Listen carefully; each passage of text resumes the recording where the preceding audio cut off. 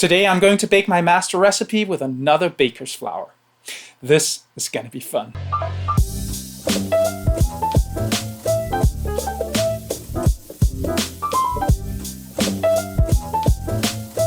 Hi, I'm Sune and I'm a food geek. Today I'm going to bake my master recipe with Elaine Foodbod's bread flour of choice. I have my own favorite flour from a Danish mill, but there are so many different flours out there. So I thought it would be a lot of fun to ask other bakers to send me their best flour so I can try it out. The flour that Elaine sent me is called Matthews Cotwall's flour, strong white. It has 12.2 grams of protein per 100 grams of flour. Interestingly enough, it has 3.1 grams of fiber per 100 grams of flour, which tells me that it's not completely sifted and will probably be able to take more water than your regular all-purpose flour. I'm going to be baking the same exact loaf using my flour, and we can see the differences in handling, texture, crust, and crumb. If you're new to this channel, I bake a lot of sourdough bread and I make delicious food from all over the world.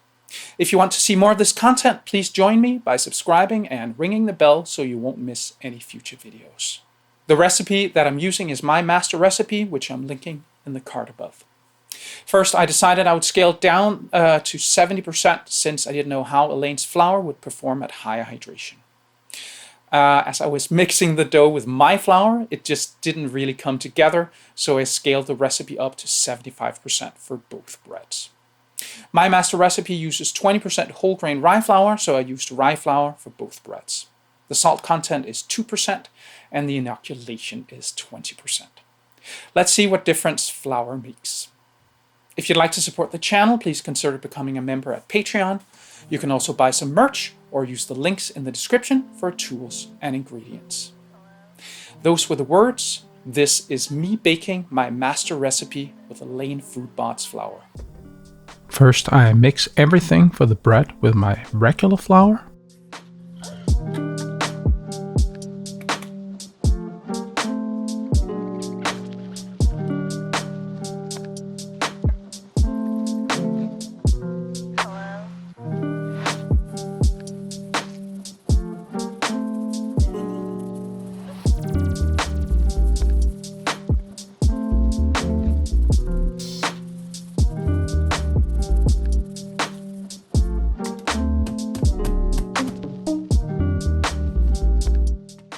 Then I mix everything for the bread with Elaine's flour.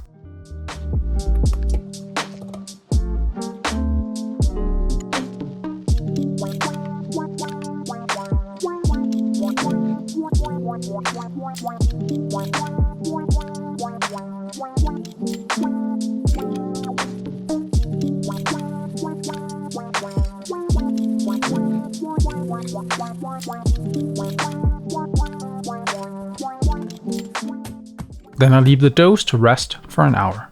Then it's time for the first set of stretch and folds. This dough looks pretty well developed already, nice and elastic.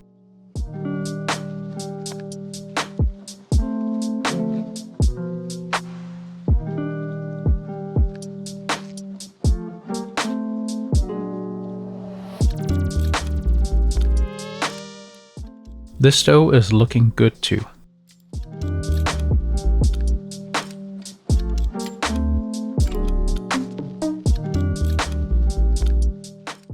Then the doughs rest for 30 minutes. Then the second set of stretch and folds. This dough feels a bit underhydrated. It's hard to stretch it.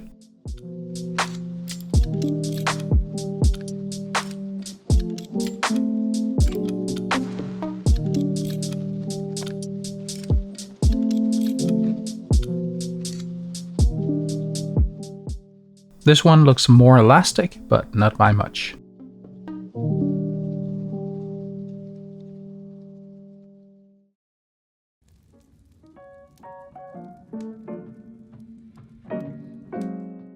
Then another 30 minutes rest. Then the third set of stretch and folds. This is a bit better now.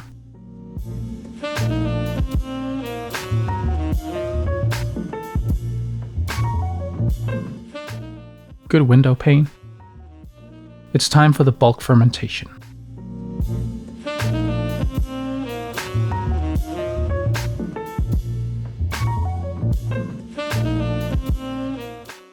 This one looks a bit better too.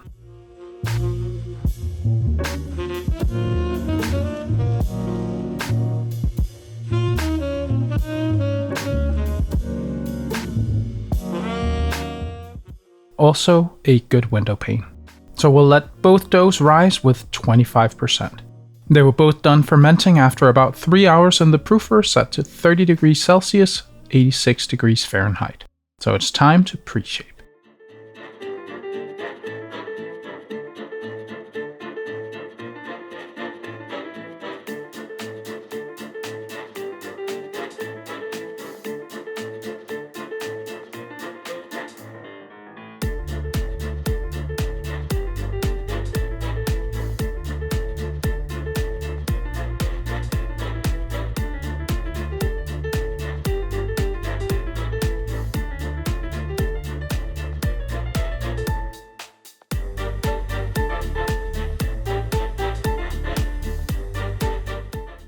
Both doughs rest on the counter for 20 minutes.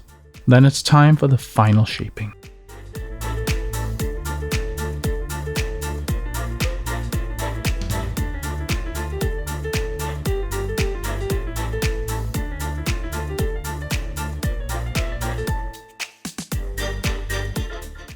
This dough is very easy to shape, not very sticky.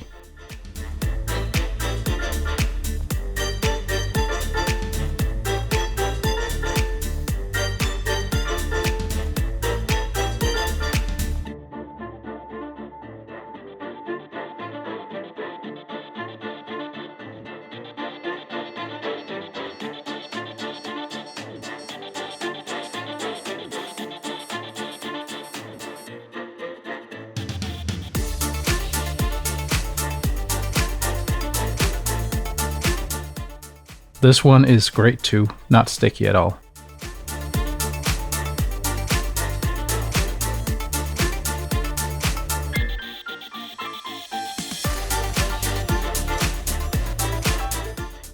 The doughs go into the fridge for an overnight retard.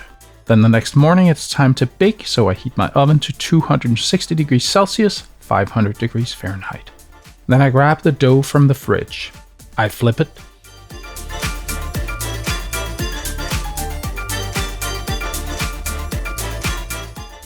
I dust it.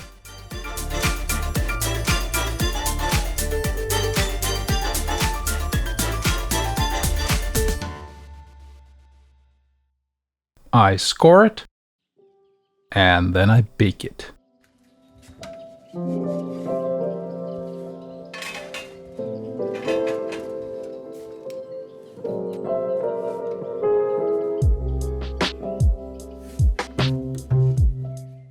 Nice oven spring.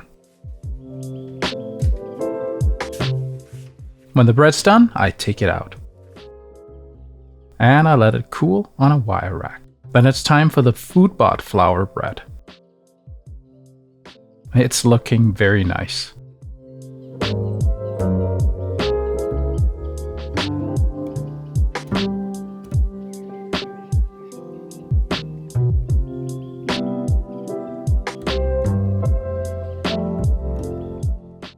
Easy to score. And then I bake it.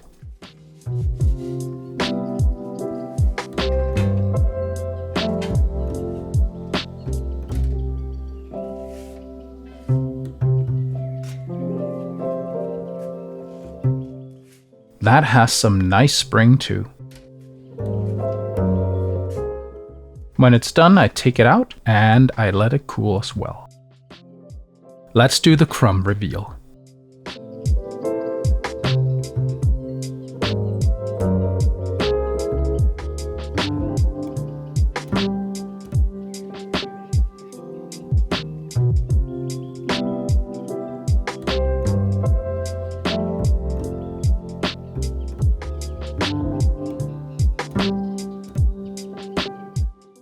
So I brought the breads to my girlfriend's house for a blind tasting. Enjoy. Hey everybody, we have Maria joining us for this tasting of these two breads. And say hi. Hi. What we have here is two different breads made with different bread flour. The one that I usually use and one that I had sent to me by Elaine Foodbod. So it's interesting to see what differences it'll make. This is going to be a blind tasting, which means that Maria doesn't know which bread is which. I do because I made them, so I know how they look. But you know, for the best result, we should use a double blind, but it's not possible for this one. So let's get started. Looks good. Yeah. Big holes compared to this one. Mm-hmm. None big but small all over. A bit more light on the crust here to compare. And with that, I can say that we baked the exact same amount of time. Yeah. So that's interesting. So that's interesting. There's actually a huge difference in the color. Yeah.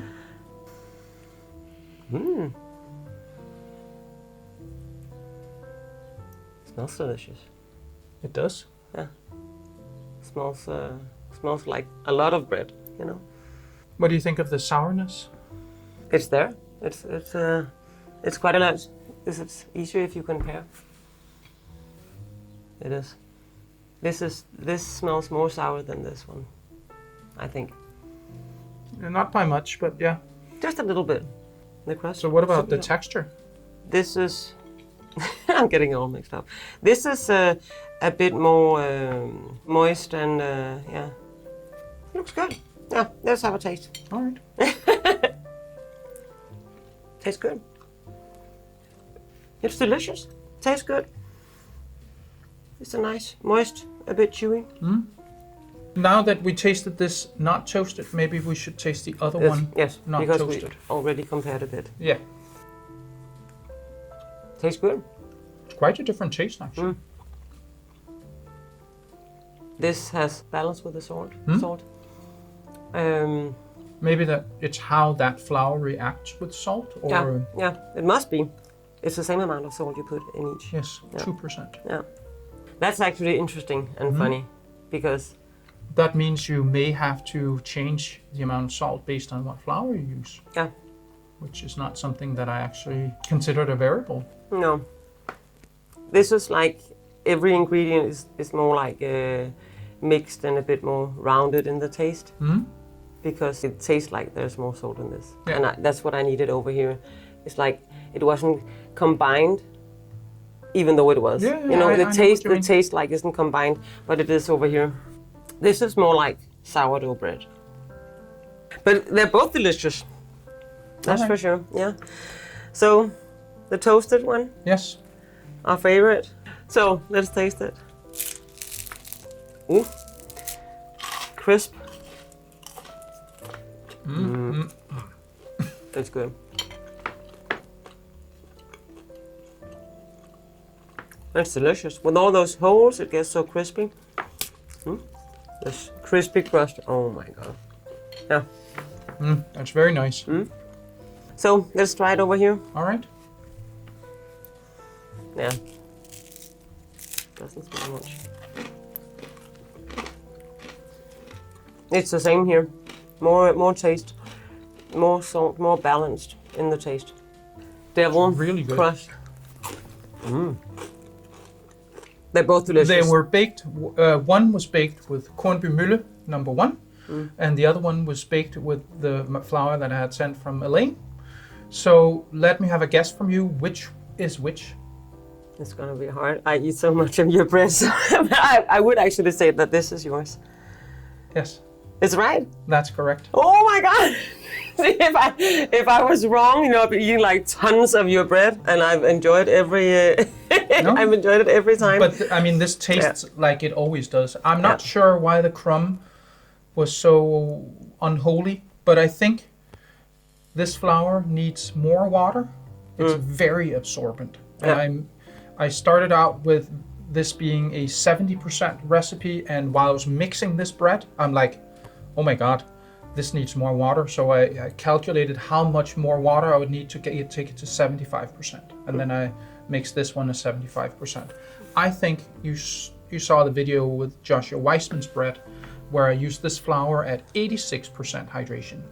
And that had huge holes. So I think the difference in texture between these two is that this one requires a little less water to have an open texture. And this one requires a lot of water to have an open texture. That's just a guess, but I think that's the explanation. So, but both were great, and I think this one needs more salt. If you were to bake with this again, you know that maybe you need to add another 0.5% of salt, and then that's great. All right, that was an interesting tasting. Thank you for your thoughts on this. That was funny, again, yeah. So they're both great, I think. Well, thank you for letting me in. You're welcome. So this is a really interesting comparison. But the takeaway is not that it's one flour or the other, but just that your choice of flour makes a huge difference for the resulting bread. The flour that I regularly use absorbs a lot of water, which means that when I use it at 75% hydration, it becomes kind of tight in the crumb. If you compare it to the bread that I baked in the Joshua Weissman episode of Baker Tries, the same flour gave a much more open crumb, because that was a much higher hydration that's more suited for the flour. It was about 86%. When you see the result that we got from Elaine's flour at 75%, it had a much more open crumb. I think this flour would perform beautifully at 80% hydration, but it would become much too slack at higher hydration levels. Another place where your choice of flour makes an enormous difference is in the taste. So you should try out different flours and see what your mouth tells you that you should bake with. Oh yeah, and today, at the release of this video, it's my 50th birthday. I hope you learned something today. See you next time.